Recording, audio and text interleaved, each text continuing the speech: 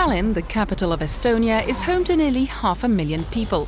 While the small Baltic country is widely recognized as one of the most advanced e-societies in the world, its outdated car-oriented inner-city road infrastructure definitely needs some rethinking. Here at the heart of Tallinn's busiest junction, the challenges facing modern urban planning are obvious. Too much noise, too much concrete and too many cars. What could the urban epicenter of the future look like? That's one of the questions being asked at the Tallinn Architecture Biennale along the theme Self-Driven Cities.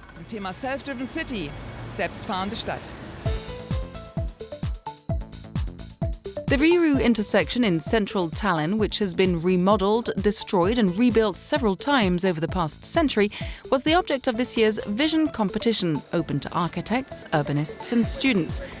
The challenge? To imagine how driverless cars could alter the cityscape and the public space.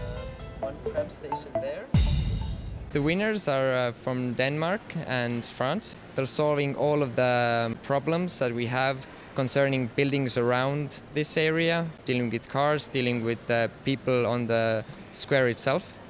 And they're actually, I think, bringing something new to Tallinn. Finding a new concept for the Viru Square is part of a wider process in Tallinn towards a more people-friendly urban space.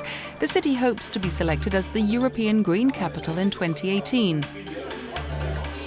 Architect and urban planner Martin Kervets is the main curator of this third edition of the Architecture Biennale. He strongly believes in a sustainable future.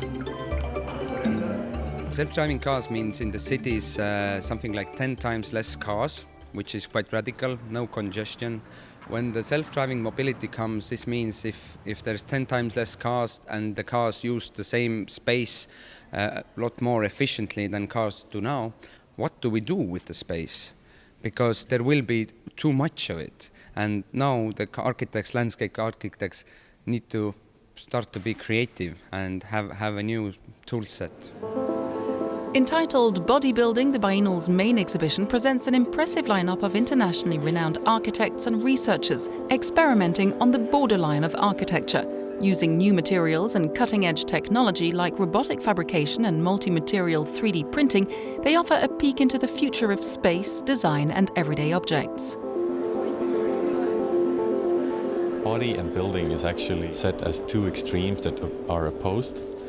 Building being something regular and something that we know as a building. It has straight walls and it's made out of concrete and glass, whereas body is something organic, self-regulating, adaptive. It's a system. And we actually try to do that in a space as well. So we would have like the objects sort of situated in a space from one extreme to the other. Behavioral prototypes by Kukuja, an experimental architecture practice, is intended to test composite tectonics for future application to larger architectural projects. The algorithms developed for the project are based on the behavior of swarms and social insects like ants. A lot of our work is really invested in algorithmic design. So this is an idea that instead of directly drawing or modeling a building or a piece of architecture, we're interested in what are the underlying conditions from which something can emerge. For example, a lot of the algorithms we use come from swarming and flocking. So the way flocks of birds, schools of fish, the way they operate. Through the interaction of all these simple decisions, some complex behavior emerges. We're interested in a way of thinking about architecture like this. And what about a world without architects? This Latvian virtual reality project allows users to create a virtual house and print out the model on a 3D printer.